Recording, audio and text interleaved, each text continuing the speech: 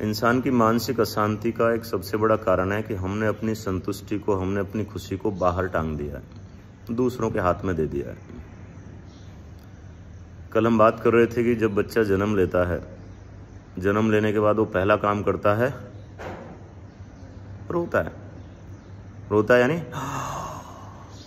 सांस लेता है, और सांस लेते ही उसको एकदम से चैन मिल जाता है, इतना मजा आता है कि जीवन का सबसे बड़ा मजा वही होता है, भले ही उसके लिए उसको रोना पड़े। देखा होगा कोरोना के टाइम पे जब लोगों की सांस नहीं आ रही थी, तो तब उनको पता चला सांस का महत्व, कि यार सांस इतनी महत्वपूर्ण है। सांस के लिए लोग लाखों करोड़ों रुपए खर्च करने के लिए तैयार हो गए थे, बस मेरी सांस चलती रहे। उसके बाद जब वो दूध पीता है माँ का, मजा आता है, क्योंकि तब तक तो पीना नहीं पड़ता था, उसको अंदर से माँ से मिल जाता था। बहुत मजा आता है, एकदम से संतुष्टि का एहसास होता है। फिर वो सूसू करता है, पोटी करता है, मजा आता है, भयंकर मजा आता है। फिर वो सोता है, मजा आता है, पूरा संतुष्टि का एहसास मिलता है। धीरे धीरे धीरे धीरे धीरे धीरे वो जो एक भगवान का रूप होता है, भगवान स्वयं प्रकट होते हैं बच्चे के रूप में, उस भगवान को दूषित करना शुरू होता है।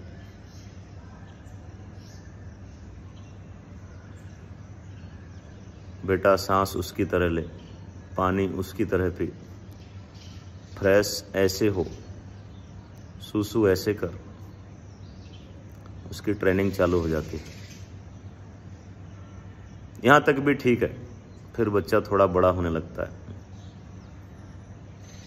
बोलने लगता है। पहली बार चाहे मम्मा बोले, पापा बोले, बाबा बोले, कुछ भी बोले, उसको भी मजा आता है और घर वालों को भी मजा आता है।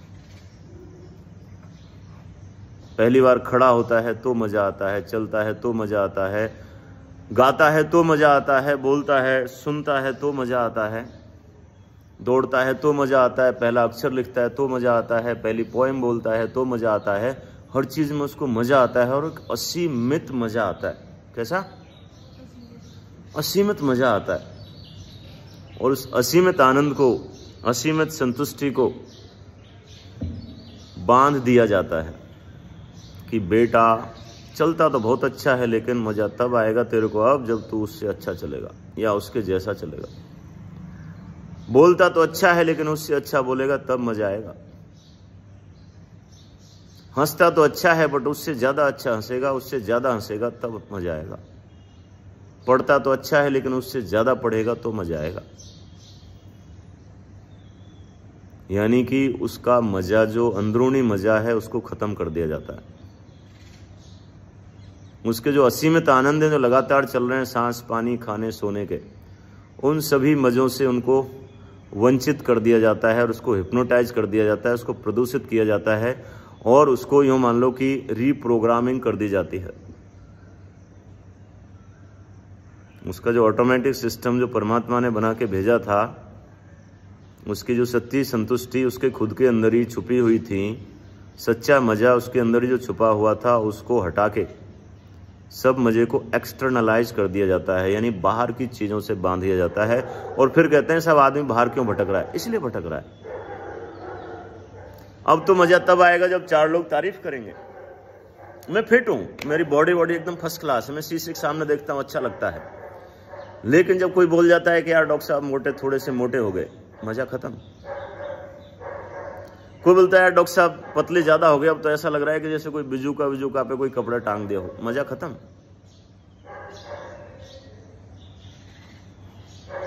कोई बोलता है डॉक्टर साहब यार क्या सारे दिन आप मरीज देखते रहते हो, थोड़ा बहुत घूम फिर लिया भी करो, थोड़ा बहुत बाहर भी निकला करो, मजा खत्म।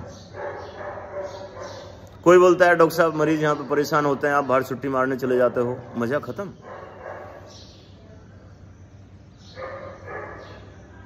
Are you getting?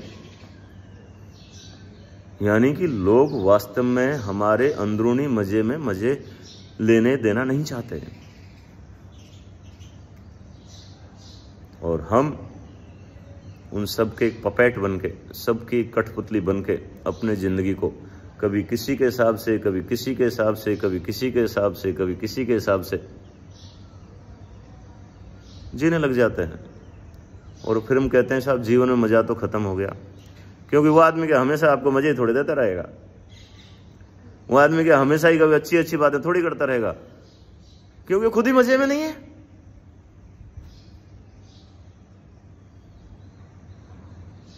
तो आपको कुछ उल्टा ही बोलेगा ना। ठीक है, करो, मैं ये नहीं कहता कि ये गलत है, क्योंकि समाज है, समाज में इसी तरीके से रहना होता है।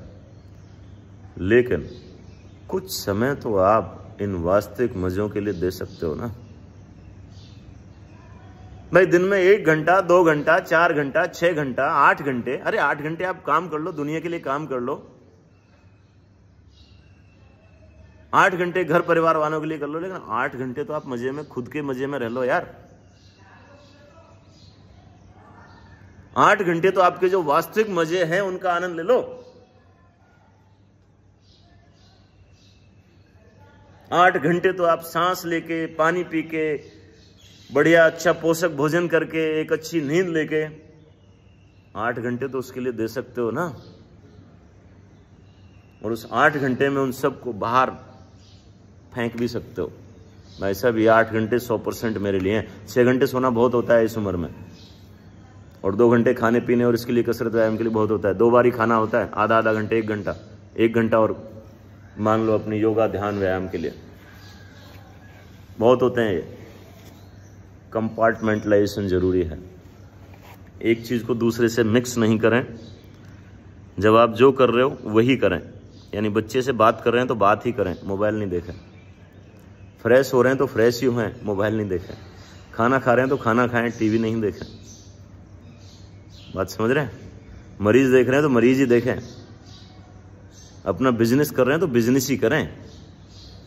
आप जो भी कुछ कर रहे हो उस टाइम पे वही करें, दैट्स इट। बड़े बड़े ज्ञानी गुणी योगी यही किया करते हैं, उसको माइंडफुलनेस कहते हैं। यानी जब भी आप जो काम कर रहे हो पूरे माइंड यानी फुल माइंड के साथ आप वही काम करो। मैं एक लाइन बोला करता हूं कि सहजता से किया हुआ कर्म ही सत्कर्म है, और दुविधा में रहकर किया हुआ कर्म दुष्कर्म।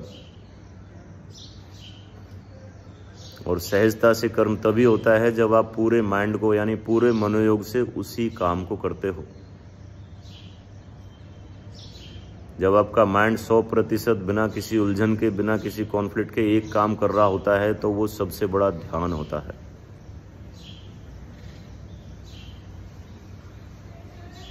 यस और नो? तो जीवन के हर पल भी ध्यान किया जा सकता है, हर क्षण भी ध्यान किया जा सकता है। आपको काफी ध्यान सिखाया है, इनमें से आप कोई सा भी शुरू कर सकते हैं।